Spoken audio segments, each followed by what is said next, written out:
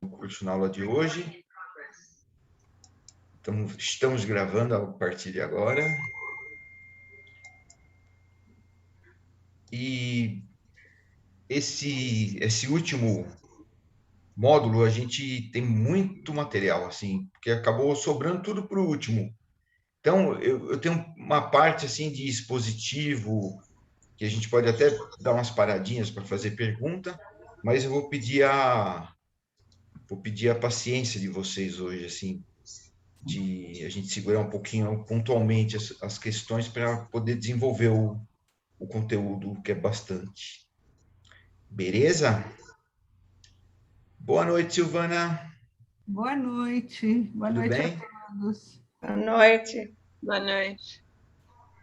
Então, eu vou share screen com vocês. Vou começar com 15 anos, falou assim, vai-te embora. Meus falam lá em Minas, ah-te embora. Ah-te embora. Você já está um homem desse tamanho, não vou sustentar. Não porque ele fosse mal, não era. Porque ele sabia que eu estava pronto. Que eu sabia que eu não podia, tendo vivido aqueles momentos de feijãozinho no fogo, de cavalinho amarrado, tendo vivido plenamente isso, e tinha feito disso vida, eu não podia, realmente não podia continuar naquele socavão. Ele me pôs em cima de um caminhão de manga e eu vim de lá. 2 dias, uma noite de viagem, com a consciência de que vinha para uma vida nova, para um outro mundo, que eu não sei o que me esperava, mas que eu ia enfrentar. Tanto que eu, quando chegou no Mercadão em São Paulo, na Rua João Teodoro, o lindíssimo Mercadão, o moço lá me falou, pronto, chegamos. Acabou a viagem. Falei, tem que comer. Primeira coisa que eu tenho que comer. Falei para ele, você quer que eu ajude a descarregar essas mangas? Ele ajuda. Ele me deu uns cobrinhos. Eu falei, opa, a janta já está aqui. Agora veio um outro caminhão. Eu falei, opa, e abacaxi. Mas, você quer que eu ajude? Ajudei a descarregar também. Veio mais uns cobrinhos. E eu dormi embaixo do caminhão. E dormi 5 noites só, pouco. Muito atilado, muito esperto, disposto para a vida. Uma noite chegou para mim um menino, um moleque que nem eu, de rua, falou assim, escuta, vamos nas mulheres? Falei, o quê? Mulher? A coisa propriamente dita, mulher? Mulher. Falei, nossa senhora. Na casa era uma judia, as polacas, francesa. Eu tinha 15 anos e eram uns 40. Se encantou comigo, que deve ter sido uma maravilha na vida dela, viu? Ah, era. Eu estava acostumado com sexo rural. De repente, vem uma judia francesa falando arrevezado, uma pele branquinha. Nossa Senhora. Aí fiquei morando com ela, na zona, onde morei 3 anos. aí, gente. Que interessante. Achei legal. Então, acontece assim que a gente não tem a visão das mulheres, né? Eu não consigo ter essa visão, esse relato. Acho que a Beatriz Puchinir chegou muito perto, deu vida, né? Testemunho sobre o ponto de vista das mulheres. Mas nesse caso de São Paulo e o caso do confinamento que a gente vai falar hoje, a gente tem eu consegui colher opiniões masculinas. Femininas, eu tenho algumas referências, mas eu não tenho o relato feminino. Não consegui achar. Então, vai ficar faltando isso para a gente, tá? Mas vamos lá. Então, aqui, esse texto que vocês estão... Vou dar uma diminuída aqui. Estão vendo aí o texto, né?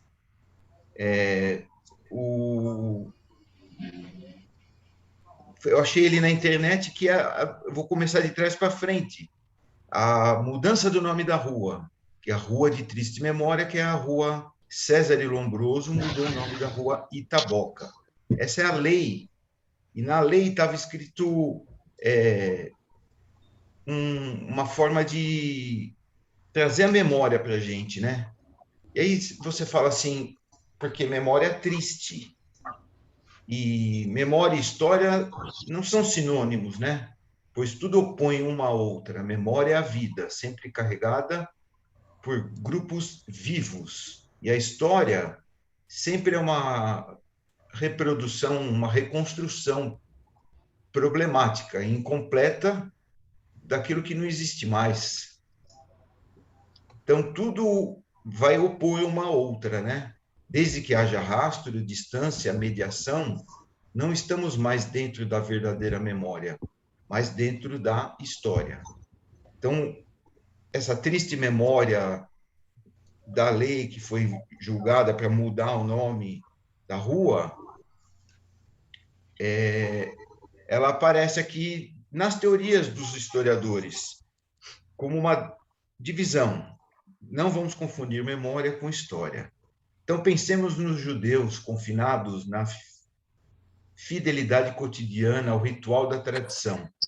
Sua constituição em povo memória excluía uma preocupação com a história, até que a sua abertura para o mundo moderno lhe impôs a necessidade de historiadores.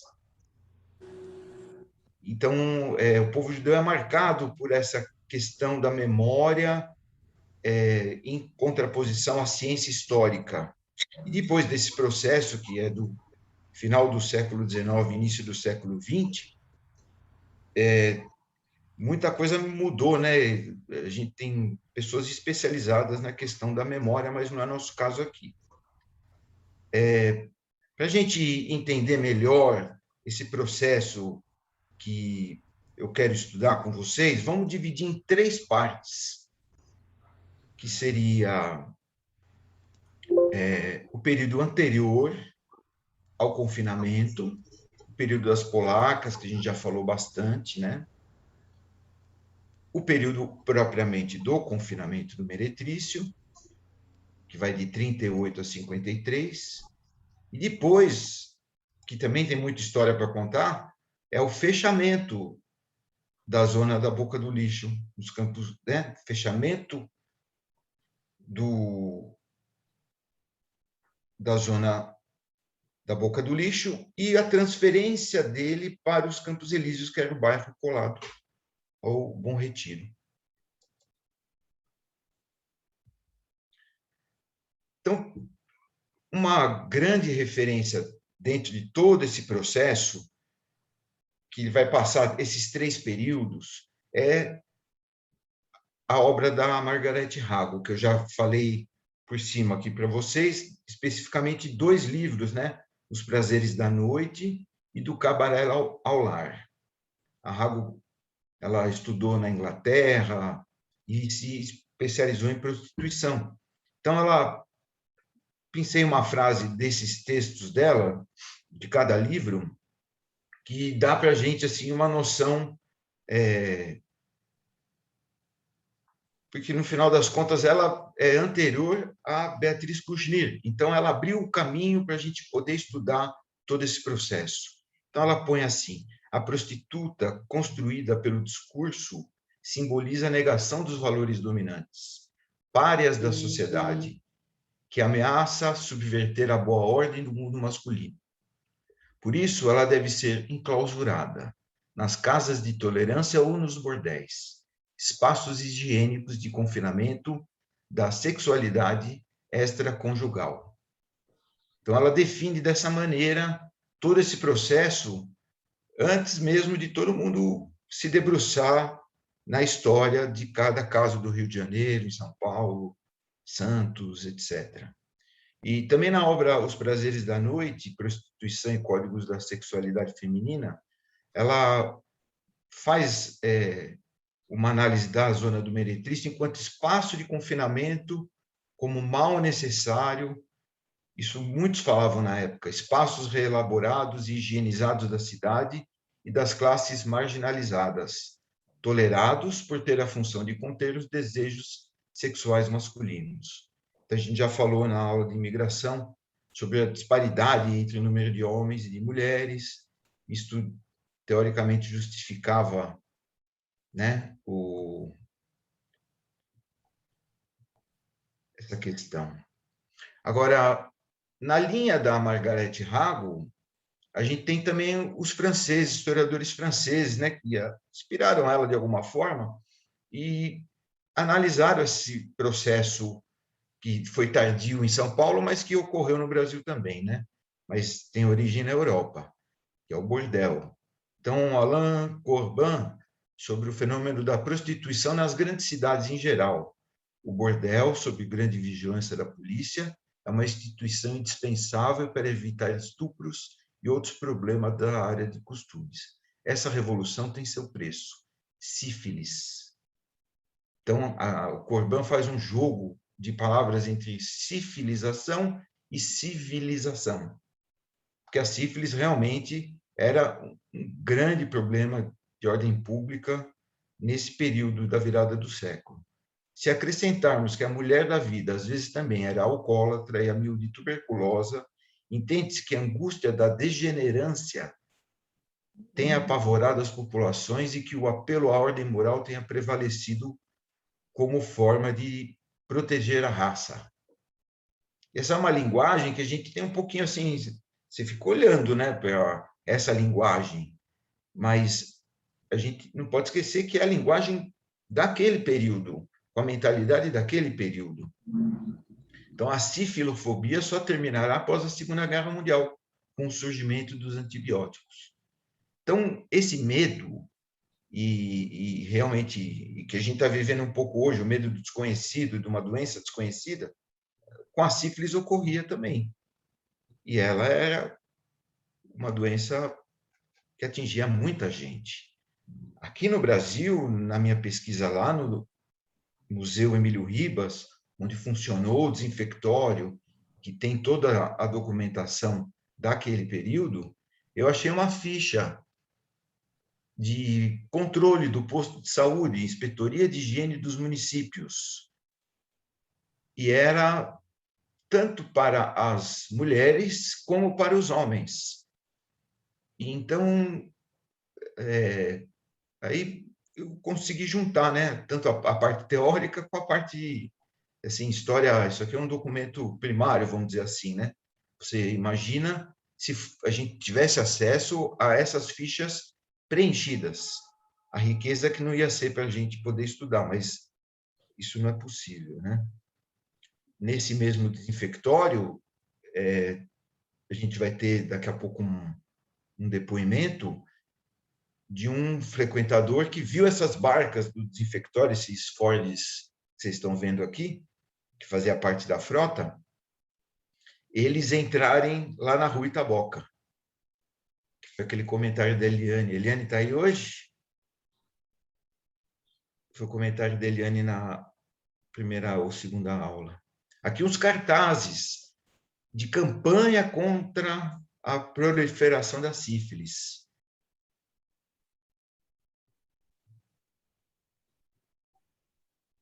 Aqui do lado direito, esse cartaz, a gente fez a abertura do curso e a gente percebe assim várias pistas, né, desse período, né? Um cafetão pode ser lá no fundo, a moça parece uma polaca, a linha do trem, um dancing lá no fundo.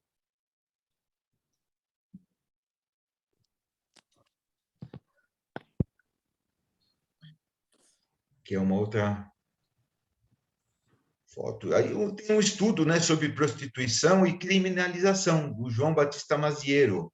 Então, ele fala assim, a prostituição não era legalmente um crime, apesar de todas as formas de criminalização do Estado, que o Estado lhe impunha. Porém, explorar o meretrício era, pelo direito penal, um crime. Então, aí a gente entende a expulsão dos cafetões e o período que é bem essa passagem. Os cafetões são expulsos, posteriormente é feito o confinamento, porque o confinamento não tem cafetões. Então, esse mal necessário é repetido aqui nas ideias do Mazieiro.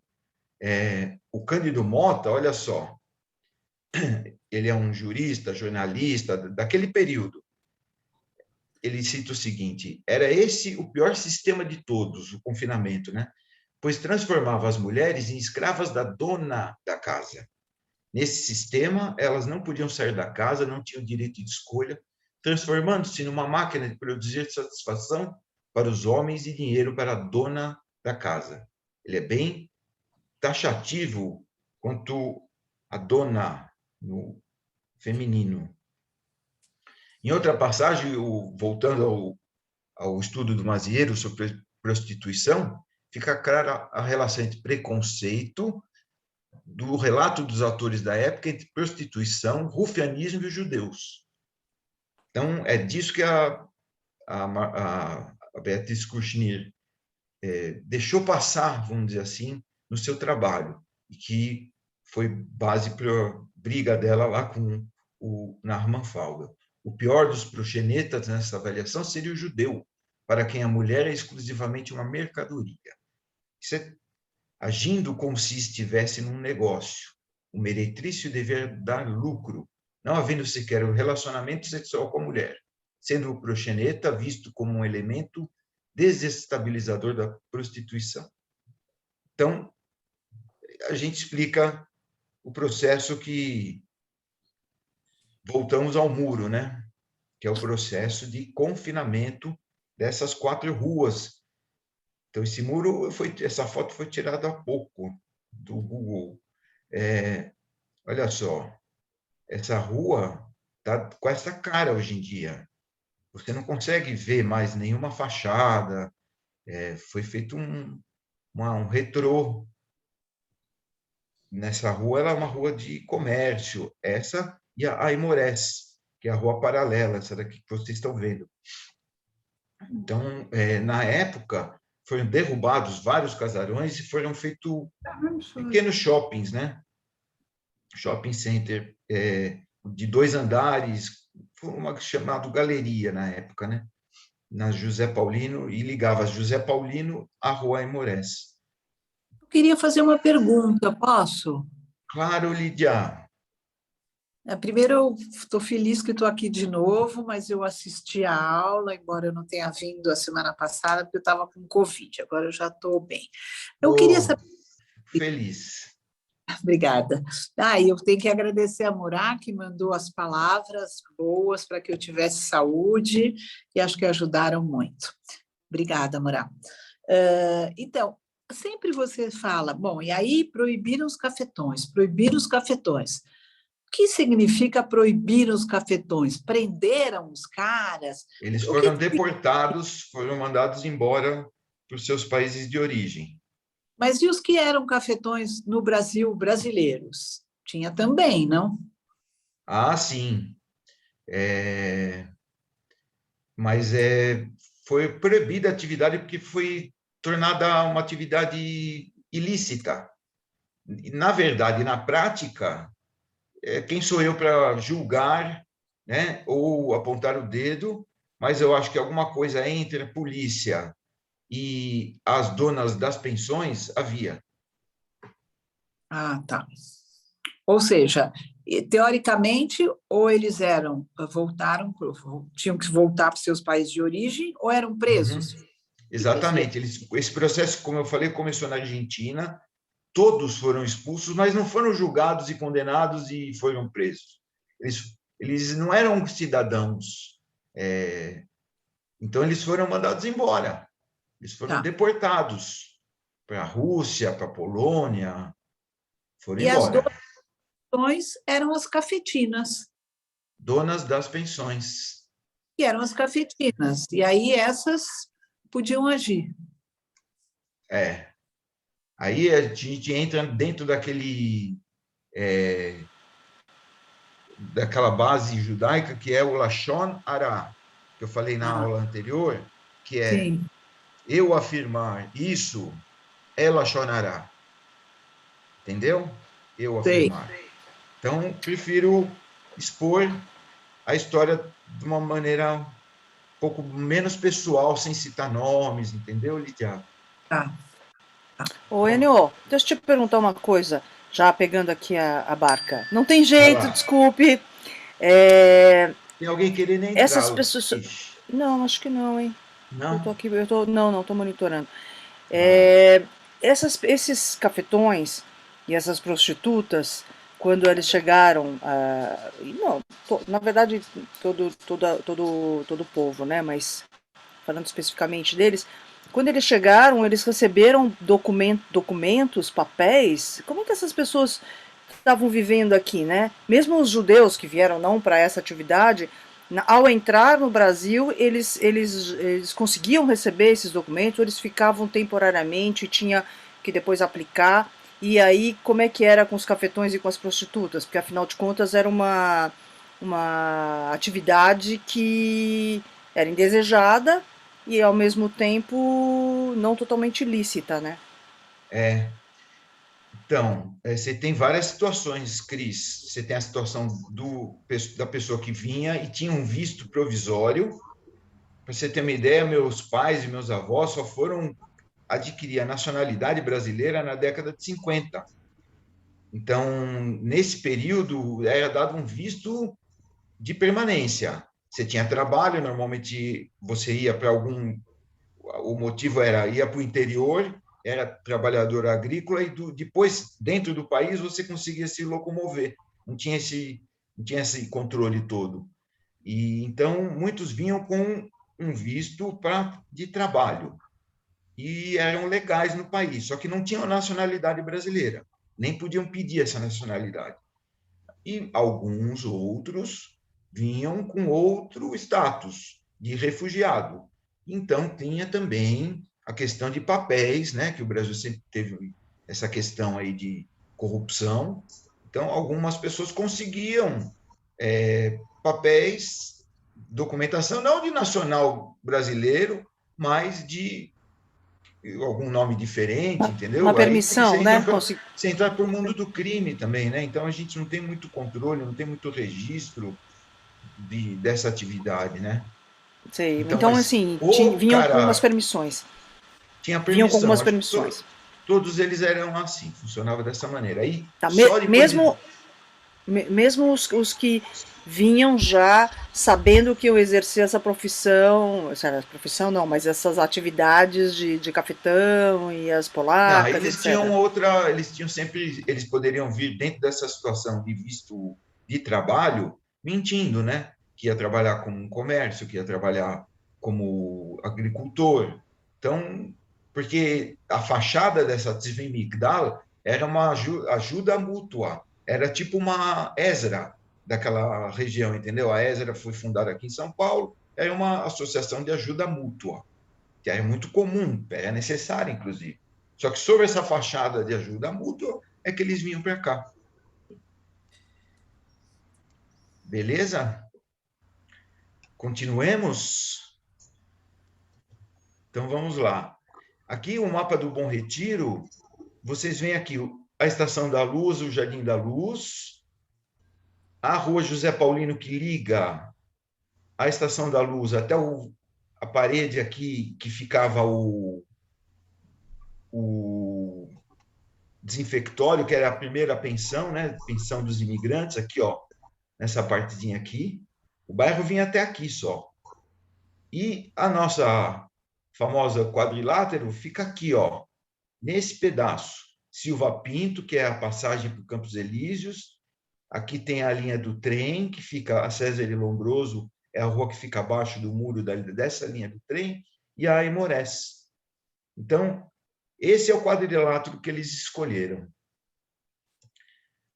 Ao escolher esse quadrilátero, olha só, o Guido Fonseca fez um livro, História da Prostituição em São Paulo. E ele, no livro, põe, vamos dizer assim, anteriormente, a gente não tinha o que o Estado assumisse essa postura de que foi feito confinamento. Mas o livro dele acaba colocando os pingos nos is, vamos dizer assim. Após muita discussão, escolheram-se finalmente 2 pequenas e discretas ruas do Bom Retiro para acolher as marafonas, olha como ele se fala delas, que viviam no mais sórdido dos prostíbulos da Pauliceia. Olha a linguagem, né? O cara escreveu isso aí na década de 60. Um relatório do Adhemar de Barros para o presidente Vargas, que ele era interventor em São Paulo, Adhemar, já falei para vocês, numa revista dos tribunais, olha só, essa medida trará inúmeros benefícios, não só para facilitar o policiamento, como também por oferecer um interessante campo para estudos sociais, defendendo ao mesmo tempo a ordem e a moralidade públicas. A gente está vendo que isso aqui é uma coisa tardia. Isso aí foi implementado na Europa na década de 20. No Brasil estão colocando isso aqui em 1938, como já estava em decadência isso já na Europa, esse sistema francês. A mudança ocorreu em 1940 e a Delegacia de Costumes, sua principal responsável, atravessou uma fase trabalhosa e agitada. É o depoimento do Guido Fonseca sobre esse período. Aqui uma obra do Lazar Segal sobre o mangue, que é uma referência do imaginário muito forte, essa relação entre a zona do Meretriz em São Paulo e o mangue no Rio de Janeiro. E olha só as venezianas e as prostitutas atrás das venezianas, uma obra do Lazar Segal de 1944.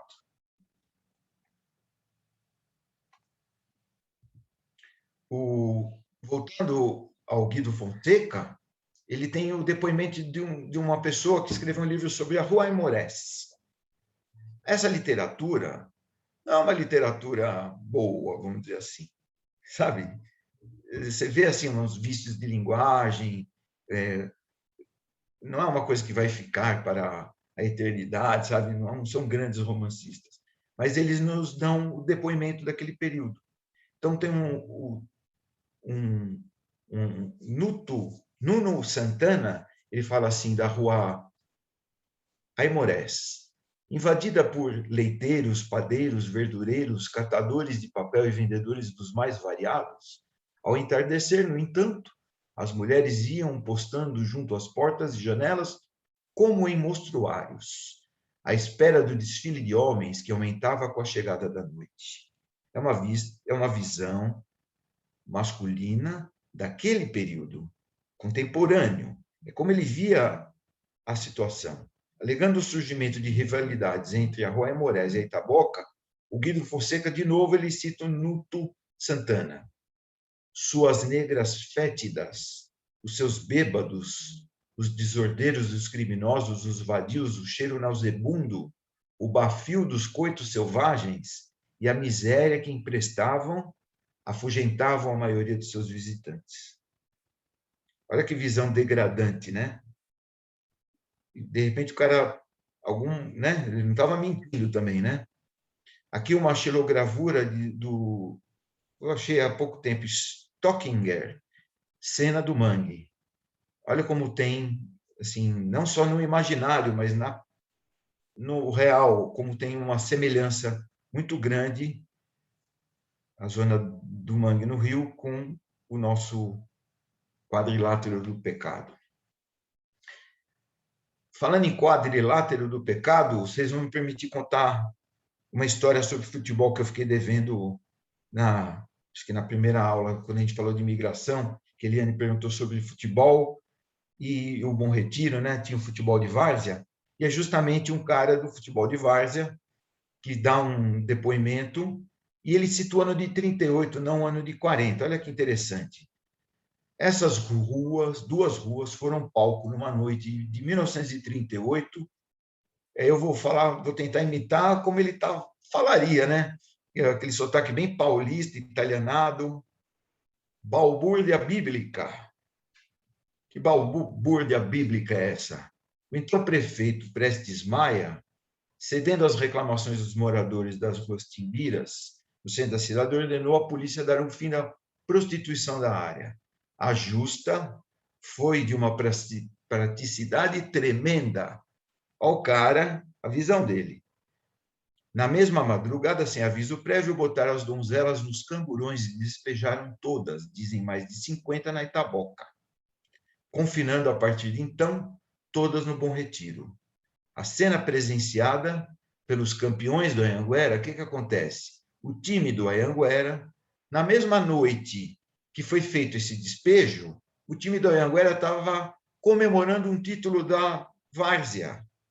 E aí o time todo estava lá, 40 caras, comemorando, já com prostitutas no local, e, de repente, chega esse movimento de policiais levando prostitutas para o local, mais prostitutas, 50, todas vindas da Rua Timbiras.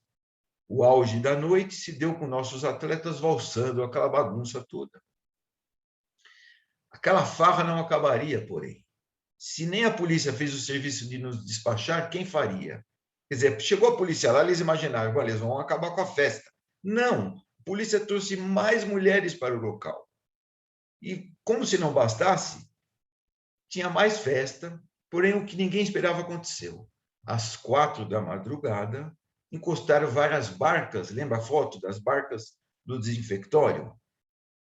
Os técnicos da saúde, escoltados por leões de chácara armados, recolheram 2 bêbados e, na base da força, anotaram nome e documento de uma meia dúzia de incautos. Ação suficiente para acabar com a festa. Ser levado como contaminado naqueles dias era pior que ficar no xadrez, por atentado ao pudor. Palhinha, nosso centroavante, que tinha passado por um hospital de isolamento uns anos antes, sabia que a coisa era séria, coordenou todo mundo na fuga que eles foram fugindo pela linha do trem, voltando para o Anhanguera. E ele, no relato sem querer, nos dá toda a pista do que efetivamente aconteceu e não o que a história oficial queria que a gente entendesse que aconteceu, que foi confinado o Meretrício. Não, já existia um movimento lá naquela região, a polícia a mando do Prestes Maia, a mando do Adhemar de Barros, limpou o centro da cidade, a Rotimbiras, as ruas, que para eles não interessava ter esse movimento nessas ruas, e confinaram todas para esse local. Aí a foto da turma do futebol e a prova aqui de 1938. Eu acho que o depoimento desse Arnaldo Tironi é bem posterior, que ele postou só em 2006, mas pela linguagem é da década de 70. Lembranças de uma pessoa que contou para ele de 1938 esse depoimento. Então, as semelhanças com a boemia, com a vida da prostituição confinada, é comum, uma coisa muito comum no Brasil, tanto mangue, né, como o nosso quadrilátero. E não podia faltar o testemunho do Jacob Ginsburg. E ele, em poucas palavras, ele fala tudo. Vejam só. Em 1940, o interventor federal Adhemar de Barros confinou toda a prostituição da cidade na Rua Aimorés. Bom Retiro se tornou bairro de prostituição. Olha a memória dele como já em pastela, porque ele é da década de 20, 30. Então, reinavam as polacas, nome dado às prostitutas judias. Ele misturou 2 períodos. Elas tinham sinagoga e cemitério próprios, pois atribuíam má fama aos judeus e sofriam com o preconceito da comunidade. Mas também eram grandes frequentadoras do teatro Yiddish, musical, como eu contei para vocês. As putas adoravam musicais. Então, em poucas palavras, ele dá um painel assim bem interessante. E falando do nosso querido Adhemar de Barros, né? Vamos falar um pouquinho dele. O Adhemar de Barros, ele governador e prefeito de São Paulo também, né? Aqui na campanha de 1954, para governador, ele estava disputando, né, com o Jânio Quadros e com o Prestes Maia. Tem um estudo feito sobre o Adhemar, né? A gênese do ademarismo de 38 a 41, da Marli Guimarães Hayashi. Aí ela fala uma coisa que já faz parte do senso comum, mas é sempre bom a gente lembrar, né? uma das tradições da política brasileira é a do rouba mais faz, sobre o governante que enfrenta denúncias de corrupção ao longo do mandato, mas é querido pelo povo por causa das obras que realiza. Será que é querido, gente? Mas sempre tem sua população, né? Ex-governador de São Paulo e ex-prefeito da capital paulista, Adhemar de Barros, até hoje é identificado com esse lema. Entre o início de sua carreira como deputado estadual em 34 e a sua cassação pelo regime militar em 32 anos depois, ele colecionou feitos administrativos, suspeitas de desvio de dinheiro público e muita polêmica. Aí eu fui estudar um pouquinho a trajetória do Adhemar, ele tem várias situações, né, de compras irregulares, caixinha do Adhemar, várias coisas, né? Então, a figura do Adhemar está ligada a todo o processo do confinamento. Quando era interventor, mando de Getúlio, de 38 a 41. Ele fez o confinamento. Governador do estado, de 47 a 51, manteve. E prefeito em 57, porque ele era prefeito de São Paulo, quando mudou o nome da rua Itaboca através do decreto citado anteriormente. O Adhemar de Barros era médico, na década de 20 ele estudou na Alemanha, que era influenciada pelas ideias tanto positivistas como higienistas, né? Como eugenistas, né? Eugenia, né? Que era uma forma de achar que as populações mundiais tinham uma escala, né?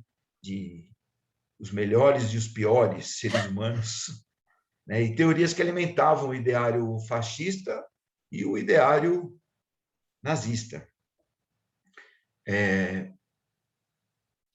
Enio, Então, oi. é a Silvana. Oi, Silvana. Então, na época do Adhemar, a sede do governo do estado era nos Campos Elíseos, né? Que é ali do Exato. lado. Isso. Então, acho que isso também deve ter influenciado nessa limpeza que queriam fazer na zona. Com certeza, tem. Mas é engraçado, porque o Adhemar, em 54, ele mudou o palácio, ele que fez o Palácio do Governo, tem a história do cofre, lá do Morumbi. O Palácio do Governo é de 54. Então, ele realmente, ele que nem o Juscelino, né? Fez Brasília, mas não governou em Brasília. Mas ele pegou 1 ou 2 anos no Palácio. E dizem que era mal assombrado, né? O Palácio. Aliás, o Adhemar de Barros construiu um monte de coisa, né? Ele é um Maluf da sua época. Muitas obras, muitas obras. Em São Paulo, o aeroporto de Congonhas é dele, a Anchieta, ele duplicou a Dutra, tem muita coisa que ele fez, ele fazia muita estrada, tal, mas no meio do caminho sempre não tinha pedra, tinha cascalho, né? Cascalho. Respondi, Silvana? Vamos lá. Então, o fechamento da zona do Meretrício, ele ocorreu também no período dele, né? Então, após longo período, o Estado decretou o fim da zona. Então, de 38 até 1953. E eu fiquei devendo o ponto de vista das mulheres, né? Eu vou voltar um pouquinho ainda para esse período 38, 53, mas eu acho que a gente conseguiu ter uma noção, assim, tanto para a questão do Estado, como para a questão depois, quando a gente vai analisar todo esse processo sobre o olhar da década de 80, o olhar da década de 90, né? O lugar, né, de fala, vamos dizer assim, mas a gente não tem o depoimento das mulheres. Então, isso vai ficar faltando sempre, né? Eu estou aqui falando como alguém do Bom Retiro, mas que não era de dentro, né? Então, todo esse processo foi feito uma manipulação para ele ser esquecido. Então, desde o fechamento, só foi um processo de 53 até 58, no sentido de, opa, vamos apagar isso aqui da memória da cidade. Então, quando foi feito o fechamento da zona do Meretrício, depois desse período, não foi uma coisa assim simples. Então, teve um decreto governamental que pôs fim à atividade, já havia há 2 anos, já havia um trabalho do serviço social no sentido de já relocar as pessoas para outros lugares. Mas eram pensões. Talvez tenha uma ligação, Silvana, porque como não tinha mais estava saindo, o palácio do governo estava saindo dessa região e toda a estrutura do Estado ia sair de lá para ir para o Morumbi, então, e a região também já estava decaída. Não é à toa que imediatamente transfere todo esse movimento que havia no meretrício dessas 4 ruas para os Campos Elíseos. Foi imediato. Foi uma coisa assim, não foi um processo de 10 anos, não. Fechou a rua. É mais ou menos o que aconteceu com a Cracolândia em São Paulo. Né? Você tenta confinar, e aí você abruptamente acaba com o confinamento e não propõe nada no lugar, o que vai acontecer? Vai sair de um lugar e vai para outro. É proibido aqui, eu vou para cá. Então, não sumiu da cidade. O movimento todo dos bares, da prostituição, da malandragem, foi para o bairro colado, né? Que já estava em decadência. Então, esse decreto governamental, né, ele obrigando mulheres devidamente registradas, olha, devidamente registradas. Então, imediatamente após a promulgação do decreto, a garantir o vigor, tropas da força pública ocuparam as esquinas das ruas de acesso ao recinto da zona, com uma nova e ruinosa palavra de ordem: homem não entra. Então, eles cercaram a rua e foram despejando todas as mulheres que eram inquilinas, né? Elas não eram proprietárias. Todas elas para outro lugar.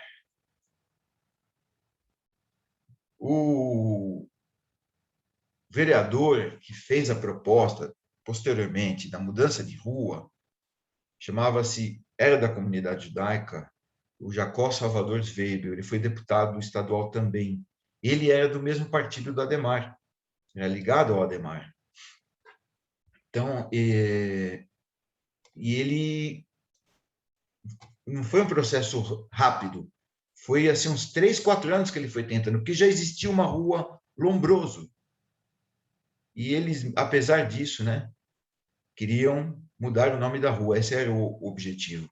Então, olha só, a justificativa para a mudança de nome, que só que saiu da lei, daquele decreto que eu mostrei para vocês no começo da aula.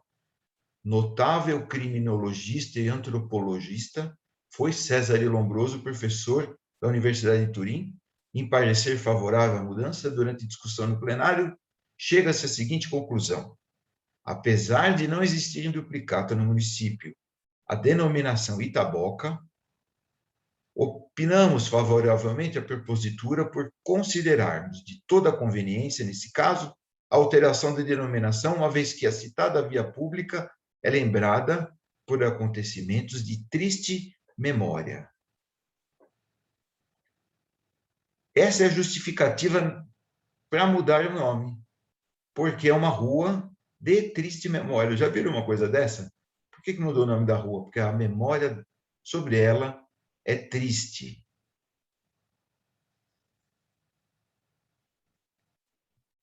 Aqui é uma foto da rua e a placa Enio, aqui.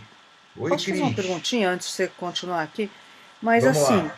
elas, o decreto expulsa essas prostitutas desse local.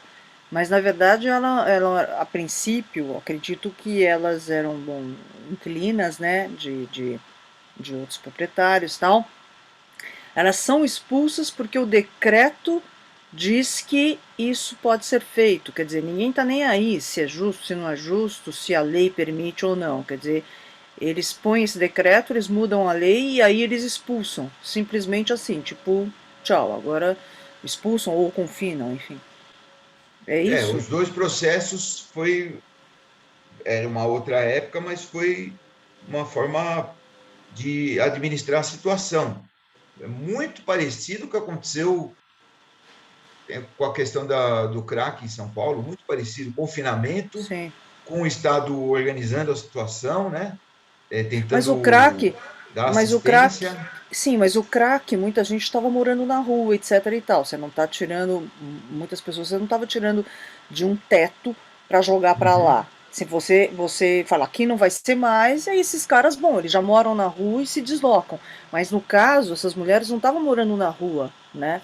Então é um decreto assim, tipo, bom, não importa onde você está morando, não importa o que você, se é seu ou se não é. Porque, por exemplo, se uma delas fosse dona do local, ela seria Uhum. expulsa de qualquer maneira? Não, não pode ser expulsa. Só quem era inquilina. Só quem era Mas o inquilino mesmo. Estado também, o que aconteceu em alguns lugares foi, devido à degradação dos imóveis, ele era demolido e no lugar construíam-se, principalmente na Aimorés. E você assim, esse processo em todo o Bom Retiro ocorreu. Como o Robert Park, acho que ele falou, as mansões podem virar pensões, né? Então, no Bom Retiro inteiro, a gente tinha lugares com esse sistema que não chega nem a ser uma pensão, é cortiço, né? Então, acho que a diferença, talvez, entre Itaboca e a Aimorés, na Aimorés, a qualidade dos imóveis eram mais para pensões. Na Itaboca, a qualidade dos imóveis era mais para cortiço. Então, só aqueles imóveis fundos, né? Que tem vários quartinhos que aluga, e realmente era insalubre, porque não tem janela para todo mundo, não tinha banheiro para todo mundo. Então, você imagina a situação, né? Do local. E daí, assim, o processo pegou as duas ruas. Então, e foi sendo avisado. Então, aquelas pessoas que tinham melhores condições, por exemplo, é concomitante a associação das prostitutas com o período do confinamento. Então, provavelmente, elas estavam abrigadas de alguma forma, as polacas que participavam da sociedade, que eu mostrei para vocês na aula anterior, da sociedade beneficente das prostitutas, elas deveriam ter algum tipo de ajuda entre elas para fazer a mudança. Mas você há de ver que 1953 já estava em decadência, não ficou em abandono, cemitério, um baita tempo. Então, aqui já é um período assim que provavelmente algumas delas foram para os Campos Elíseos, simplesmente assim. Outras não, saíram da vida, mas ficou uma lacuna, porque eu não tenho esse testemunho, né? E como muito foi feito em época de pouca, né, divulgação, fica difícil para a gente avaliar hoje em dia todos esses detalhes, né? Mas faz a gente pensar, né? O Bom Retiro, esse processo de crescimento da cidade de São Paulo, o Bom Retiro sentiu ele na pele, né? E esse fim do confinamento marca muito o período assim, São Paulo virando uma cidade grande, 1938, posteriormente São Paulo cresceu demais. Esse período de 38 e 53, São Paulo cresceu muito. E aí não cabia mais o cortiço na cidade, não cabia mais, né? Então o higienismo estava dominando. E nada mais óbvio que fazer uma homenagem, né, a um higienista que é o Lombroso. Até hoje ele é patrono da Polícia Técnica do Estado de São Paulo. Então, tem instituto com o nome dele. Então, ele tem o seu valor na área criminal, mas ele já está ultrapassado, todos sabem. Mas ele foi um pioneiro nessa área. E a gente, analisando todo esse processo, o nome dele é uma afronta, né, às prostitutas. Tipo, vamos apagar a memória, né, e ainda vamos dar o nome de um cara que ele é o rei né, do eugenismo. Quer dizer, para com isso, né? Mas é o que ocorreu. naquele período, né? Eles se preocuparam, apesar de já existir Rua Lombroso, não ter nenhuma outra rua chamada Itaboca, vamos mudar o nome da rua, porque ela é de triste memória. E aqui essa fachada que a gente está vendo, ela é muito remanescente daquele período. Olha só, tem as sacadas, aqui provavelmente anteriormente tinha assim, o movimento de bares, e o Jânio Quadros, já um pouquinho antes do fechamento, em 52, ele fechou vários bares em volta dessa região. O movimento era esse, né? O pessoal que não tinha muita grana ou que queria dar um tempo antes de ir, ficava nos bares, jogando sinuca, levando conversa fora. E esses bares, o Jânio Quadros fechou todos eles. Então, foi um processo. Eles foram fechando os bares, foram avisando as prostitutas, o serviço social foi fazendo um trabalho de mudança, até que num dia X, não sei se é 38 ou 1940, a gente tem uma dúvida aqui, tem um buraco aí na história, né? Foi feito o fim do confinamento. O início do confinamento em 38, o fim em 53. Aqui tem uma notícia de jornal sobre, olha só, uma notícia é um pedacinho do jornal. É um pedacinho de 6 centímetros. Iniciado o fechamento das casas de prostituição, aqui em 3 de 1 de 54. Eu já vi que foi decretado no final de 53. Então, iniciado o fechamento das casas de prostituição. O governador era o Lucas Garcês, o prefeito era o Jânio Quadros. Atendendo a indicação do governador Lucas Nogueira Garcês, a Secretaria da Segurança Pública iniciou ontem o fechamento das casas de prostituição localizadas na rua Itaboca, Moraes e Ribeirão de Lima, no bairro do Bom Retiro. 400 mulheres foram retiradas, cabendo ao Serviço de Assistência Social do Estado a tarefa de ampará-las, para evitar que se infiltrem em outros bairros. Lê do engano, né? Já foram para o bairro colado. Segundo apurou a reportagem, então logo seja evacuada toda a zona do Baixo Meretrício, será iniciada a demolição dos velhos prédios ali existentes, que darão lugar a novas residências e prédios de apartamentos, ficando a cidade livre de desalentador aspecto que apresenta aquele antro de vício e perdição. O serviço de retirada das inquilinas dos prostíbulos vem se processando dentro da perfeita ordem. Só que não foi bem assim, dentro da perfeita ordem. Eu só peguei o título porque toda a matéria ela não cabe aqui. Manda o governador sanear o Bom Retiro. Nesse mesmo período, foi feita essa matéria no jornal Folha da Manhã, fechada as casas de tolerância, readaptação das mulheres, Serviço Social do Estado, distúrbios na tarde de ontem. Que distúrbios foram esses? Os distúrbios foram as mulheres, as remanescentes, as últimas a saírem, ficaram revoltadas e saíram às ruas com os peitos de fora. E foi andando pelas ruas protestando pela José Paulino. Aí um dos lojistas, um senhor Samuel, que estava junto na porta da loja dele, ele estava com aquele ferro de fechar a porta, sabe? O ferro que usa porque a porta é alta, o cara tem aquele ferro para fechar a porta da lojinha. E daí ele deu com o ferro na cabeça de uma das mulheres, para quê? E aí teve uma briga, aí chamaram a polícia, e escândalo. Mas, no final das contas, todas foram retiradas e a zona do Meretrício terminou nesse período mesmo que a gente está falando. Então, O Enio, é marcado mesmo, com data marcada. outra perguntinha. Nessas 400 mulheres que foram retiradas, a gente sabe se são realmente todas prostitutas ou se no meio dessa bagunça toda para tirar as prostitutas foram outras mulheres no meio disso, enfim, você tem essa informação? Se realmente eram todas prostitutas? Assim, a informação que eu tenho era que já chegou a brigar 1.200 prostitutas. No livro lá do Guido Fonseca, ele fala disso. 1.200 prostitutas que moravam no local. Não é que... E você imagina assim, por um cortiço cabe muita gente. Num quarto de cômodo, cabe 3, 4, 5, cabe 10, se quiser, né? Mas aí já fica absurdo.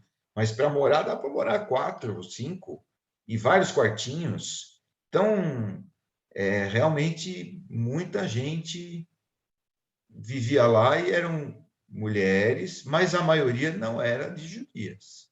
Eram prostitutas vindo de diversas procedências, né? E porque ficou muito marcado isso em toda a minha pesquisa, essa questão, e existia, né? Por isso que eu quis marcar muito esses 3 períodos com vocês, né? Que é o período... Muita gente confunde. Ah, você vai falar sobre o confinamento no Meretrício. Ah, você vai falar das polacas. Não, o fechamento, o confinamento não...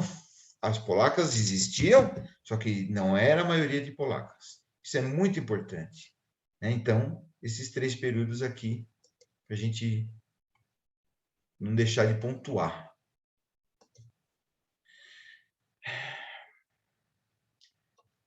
Mais alguma pergunta, gente? Estamos quase chegando no fim aqui, hein? Você quer que eu faça mais perguntas? Porque eu só faço pergunta. Eu vou abrir aqui para a gente... Eu tô brincando. Bom, então, assim, tendo com esse número de 1.200 prostitutas no local, nesse momento, aproximadamente, então, quer dizer, realmente 400 eram, assim, já estavam no fim da linha, né? Eram aquelas remanescentes que, bom, faltavam ali para colocar para fora, né? Exatamente. Foi feito um processo, mas 400 é um número considerável, né, Cris? É enorme. Por isso que eu perguntei se eram só prostitutas ou se na bagunça não vai, sabe? Sei lá, né? As pessoas estão morando ali todas juntas, estão no cortiço, então você tem as prostitutas, mas às vezes você tem famílias misturadas, às vezes você tem outras moças que estão lá, que fazem outras atividades, poderiam ser vendedoras de lojas, enfim. Acho que no momento, às vezes, as pessoas não têm. Você não tem condições de escolher totalmente o lugar onde você vai morar, muitas vezes. Por isso que eu perguntei isso.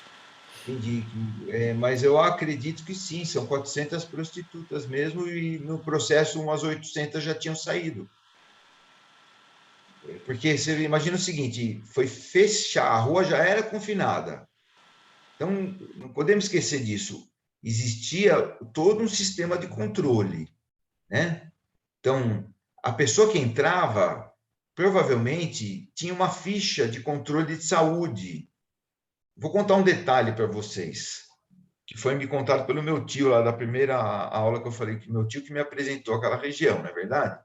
Os homens, quando antes de ir no local, faziam uma profilaxia, que consistia em lavar o membro antes do ato sexual. E quem providenciava isso era uma farmácia que tinha do lado. Tinha posto médico, tinha farmácia e tinha controle social.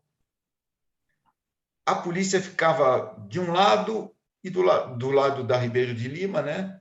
E do outro lado, do lado da Silva Pinto.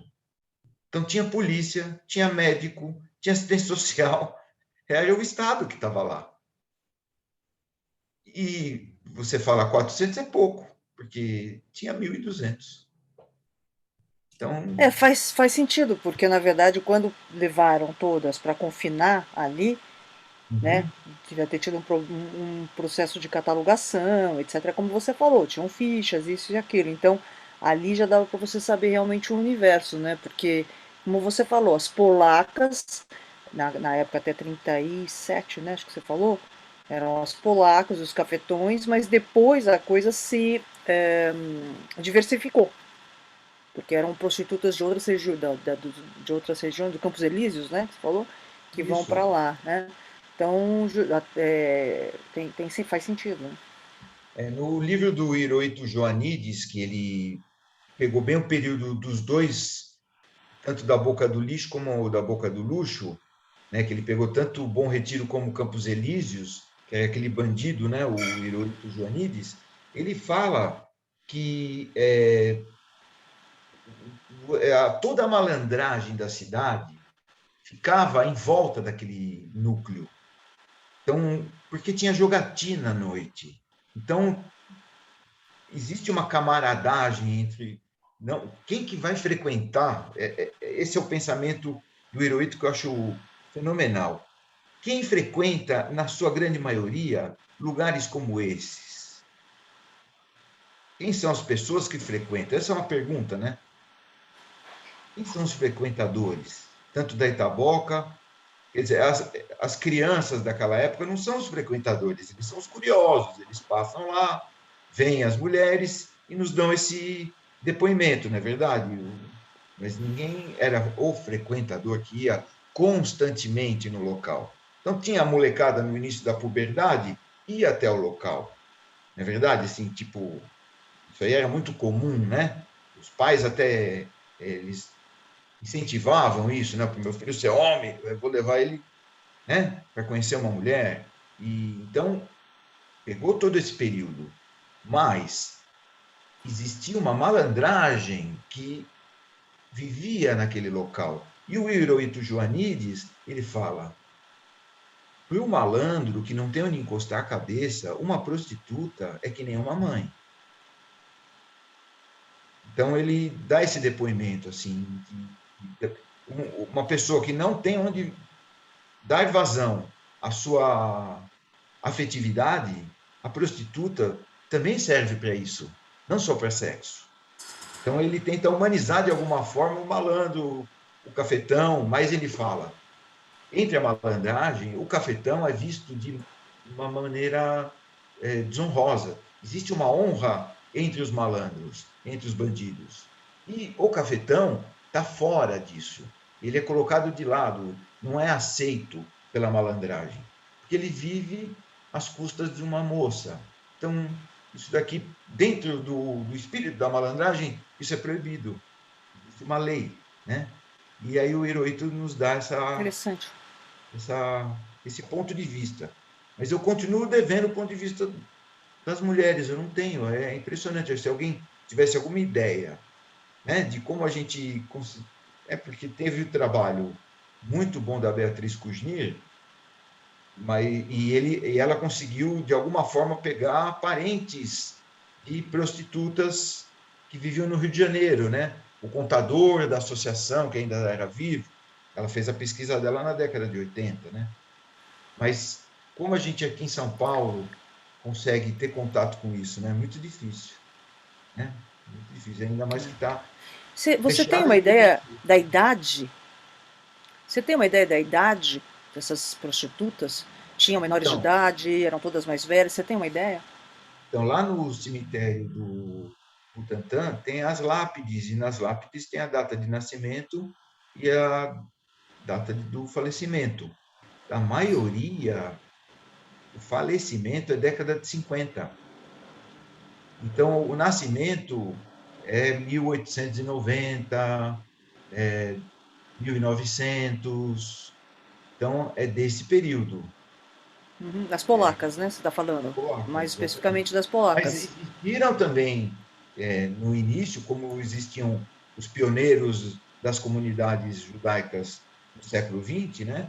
Eles vieram em 1905, 1890, também tem as polacas pioneiras, na verdade, também vieram períodos anteriores, né?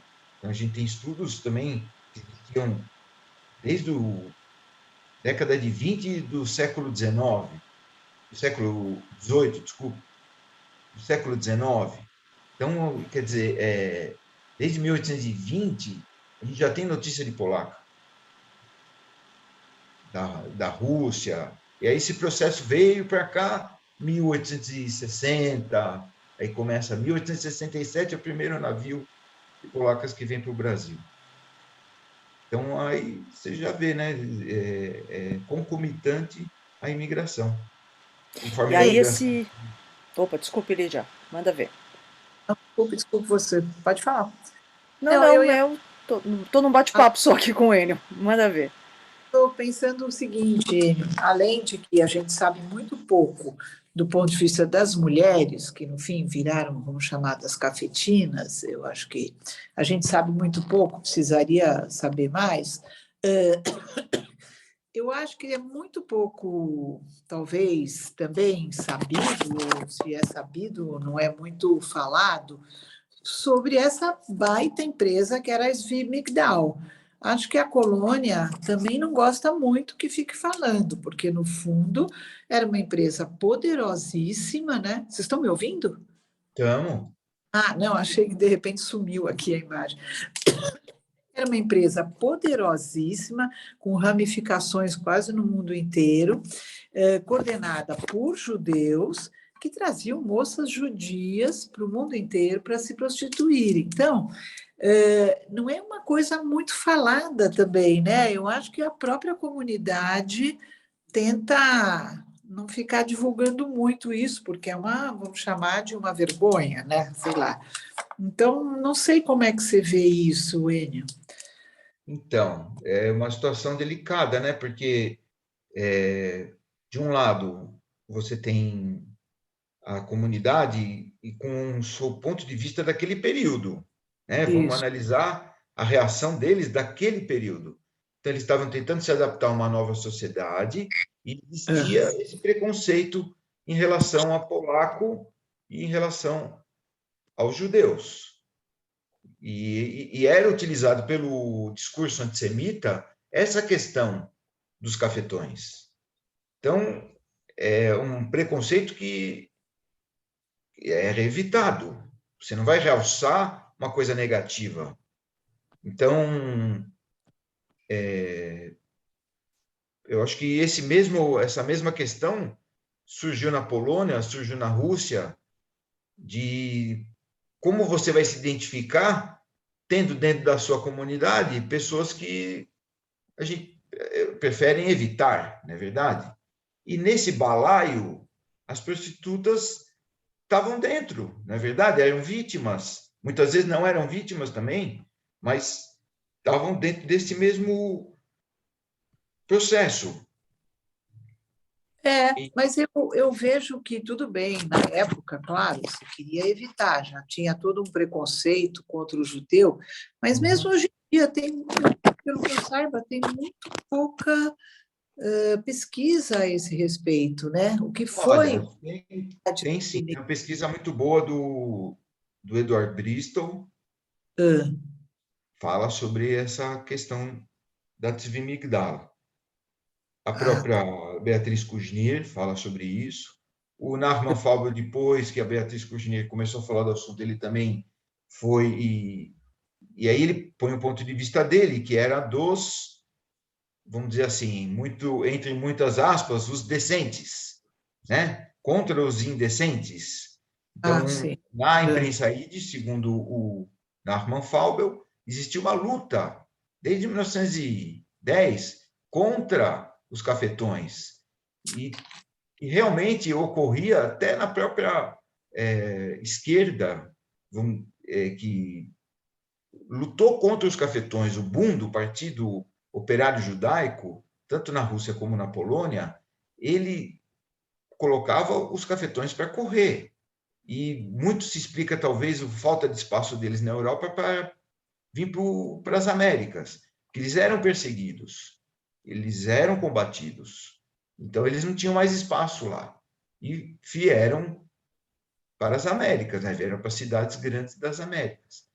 Então, eu acho que tem bastante divulgação dessa questão. Tanto o Edward Bristol, muita gente fala do Tzvi Migdal. Na Argentina, tem vários historiadores também que é um processo muito mais forte na Argentina, em termos de escala, né? Muito mais forte.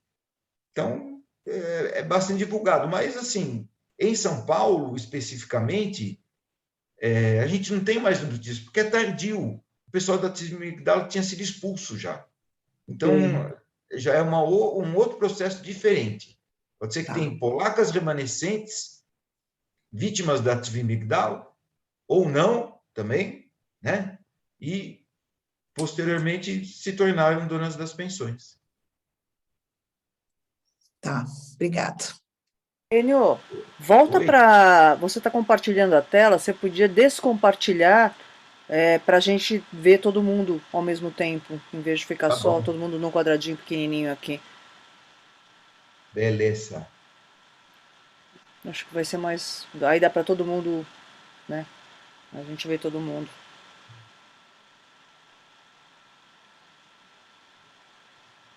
Mas também se não conseguir, é só porque eu achei que ia ser mais confortável. Mas se não conseguir Acho que está descompartilhar, todo não tem mundo aqui, problema. não está? Não, eu tô vendo um carro amarelo com umas bolinhas. Eu também. E agora? Gente, eu queria entender o que é esse carro. Por que apareceu esse carro? Aí, agora voltou, estamos todos agora em... E aí, gente, mais questões, né, aqui. Ô, Agora, Eliane, peraí, cadê deixa eu ele? falar uma coisa para Eliane, que eu não falei na aula anterior, que ela saiu. Foi você que falou a respeito de Tzvi Migdal,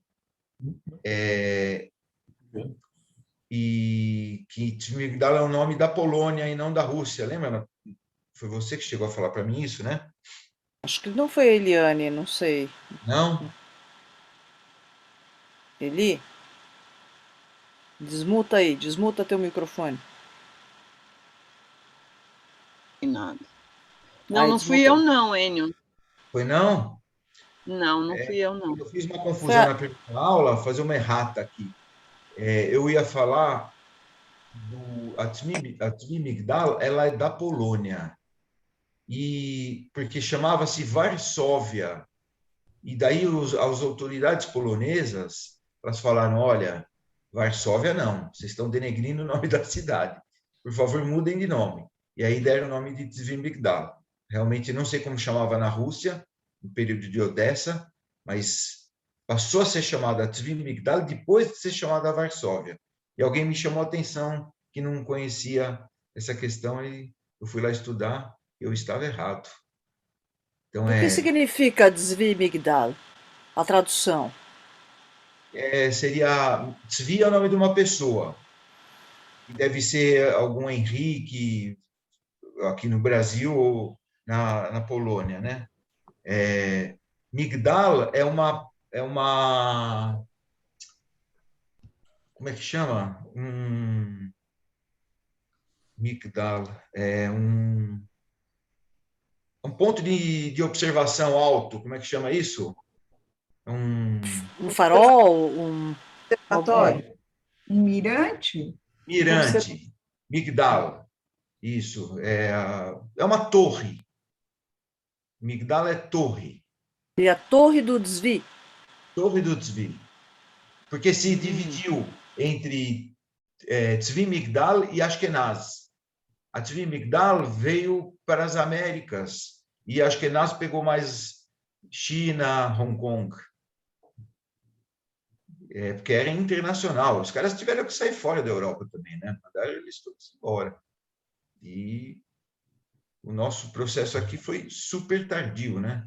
O deles foi década de 20, até 30, já estavam todos expulsos de todos os Mas o lugares. que você disse que você foi estudar e que você viu que não era bem assim? A questão do nome, né? Porque eu imaginava que chamava Tzvi Migdal na Rússia já. E daí depois mudou para Varsóvia, quando na verdade não é isso. Ele chamava Varsóvia na Polônia. Antes eu não sei como chamava em Odessa, na Rússia, que começou lá essa turma. Foram expulsos pelo Stalin, foram para Varsóvia. Chegando em Varsóvia, a gente chama Varsóvia, Ajuda Mútua Varsóvia. Aí a autoridade de Varsóvia falou, não, vocês não podem ter esse nome, Ajuda Mútua de Varsóvia, vocês são escória da sociedade, ainda vai colocar esse nome? Pode mudar o nome. Aí mudaram para Tzvi Migdal, dividiu a sociedade. Uma parte virou Tzvi Migdal, outra parte virou Ashkenaz, que quer dizer Alemanha, ou quer dizer Ocidente. Então mudou o nome para duas associações. Já começou a divisão. Então, chegou na década de 30, ele já estava em franca decadência, porque no mundo todo foi feita uma política de combate aos cafetões e ao tráfico de escravos. E foi bem sucedido, só que tinha as remanescentes. No nosso caso aqui de São Paulo, como tudo se transforma, em 38, logo bem depois, foram fazer o confinamento do meretrício, uma coisa que na Europa tinha ocorrido no início do século. Isso daqui é muito...